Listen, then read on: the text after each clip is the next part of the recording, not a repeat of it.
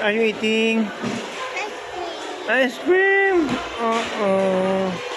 I said you don't like ice cream. Because your teeth will might ache. Not yet? Not yet aching? Pagkain ng high school na yung kain mo ah. Oh?